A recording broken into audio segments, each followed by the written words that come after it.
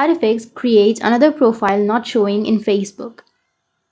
So if you want to fix the create another profile not showing in your Facebook, then what you need to do is first you need to open up your Facebook application. Once you open up your Facebook, you need to go with the upper right, which has that 3-bar icon.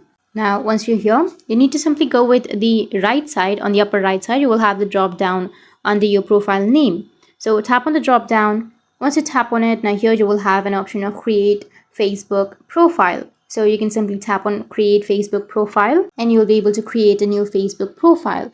But if it's not there, then what you need to do is just remove this Facebook application right there and tap on Play Store. And under your Play Store, you need to go with Facebook and check if your app is up to date or not. Because if it's not updated, then you may not find that option. Just go with update and update your application.